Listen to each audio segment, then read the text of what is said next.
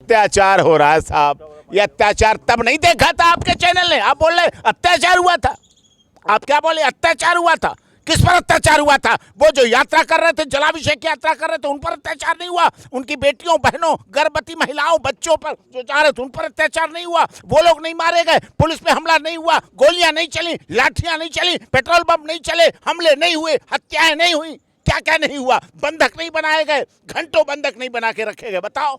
देखिए, अगर हमारा देश बसता है, अगर महिलाओं का सम्मान बसता है, अगर हमारे पुलिस वालों की इज्जत, उनकी ज़िंदगी, लॉ एंड ऑर्डर मेंटेन होता है, अगर हमारे देश की सरकारी संपदा बचती है, अगर हमारे देश में सुरक्षा होती है, अगर हमारे देश में आम जनमानस में भय खत्म होता है। भारतीय जनता पार्टी का नारा था भय भूख भ्रष्टाचार मिटाएंगे। अगर ये सब कुछ होता है तो निश्चित तौर पर हमें बुलडोजर भी पसंद है। अगर उत्तर प्रदेश माननीय मुख्यमंत्री, यशस्वी मुख्यमंत्री महाराज जी की सरकार 6 वर्षों से दंगा रोक सकती है, बड़ी बात कह रहा हूँ आपके चैनल पे, 6 वर्षों से उत्तर प्रदेश में अगर दंगे रोके जा सकते हैं, अगर उत्तर प्रदेश में माफिया आतंक समाप्त हो सकता है, अगर उत्तर प्रदेश में अपराधी अपने आगे तख्ती लटका के और मुकदमों की लिस्ट लगवा के अपने आप थाने में ऐसे सरेंडर होते हैं, साहब हमें जेल भेजो, जेल भेजो, जेल भेजो।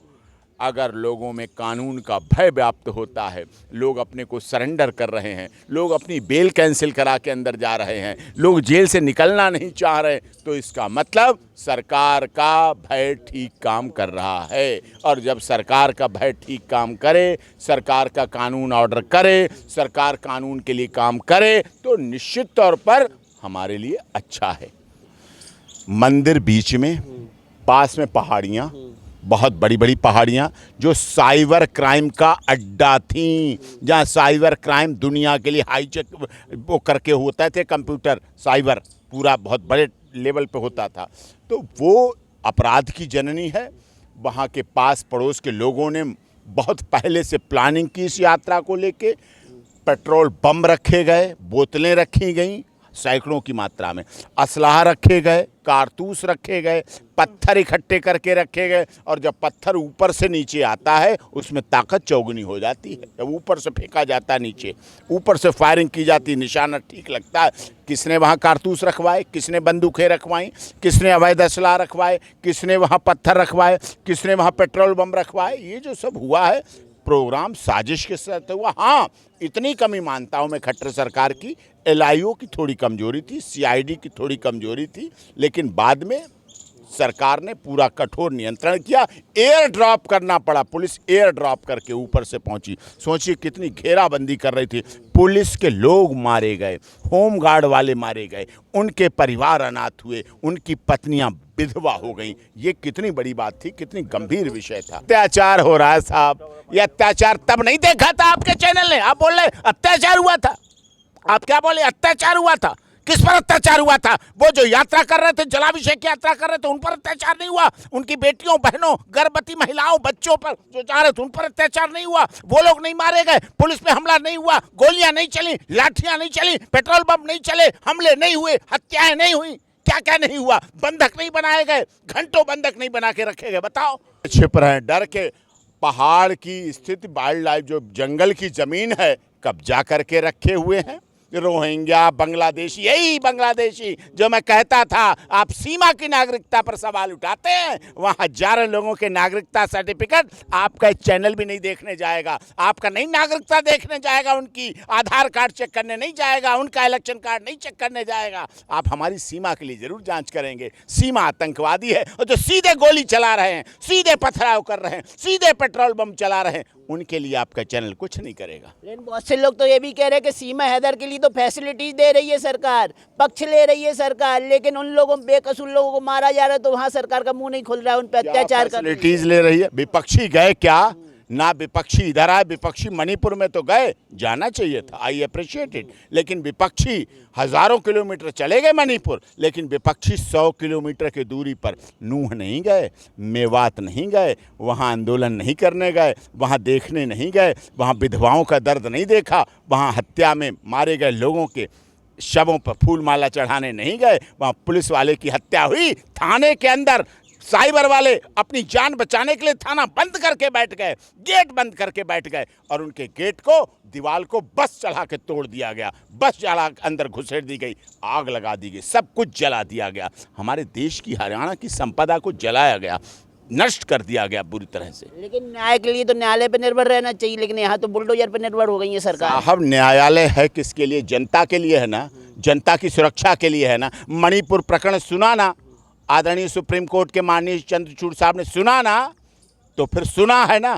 तो ये भी सुना जाएगा, मत चिंता कीजिए। बुलडोजर कार्रवाई पहले ही हो गई ना, अब कौन बेकसूर है कौन कसूरवार है बुलडोजर तय करेगा। अरे बाबा, इन लोगों ने बताया क्या? सीआईडी को बताया क्या? एलआईओ को बताया क्या कि वहाँ बंदूकें रखी जा रही हैं, वहाँ पेट्रोल बम रखे जा रहे हैं, साइबर क्राइम होता? किसी ने बताया क्या? वहाँ साइबर क्राइम पूरी दुनिया का सबसे ज़्यादा होता है, आप पता करिए। वहाँ आप एडवोकेट हैं, आपको प्रशासन शासन दोनों की अच्छी नॉलेज है, तो आपको लगता है एक जेब कतरा भी जो होता है ना, उसकी भी पता होता है पुलिस वालों को जेब कतरा, लेकिन 1000 लोग उपद्रवी पहाड़ पे चढ़ गए और पुलिस को पता नहीं पड़ा, ये कैसे हो सकता? नहीं, क्या आप समझते पुलिस अपने लोगों को मरवाने का इंतजार कर रही थी?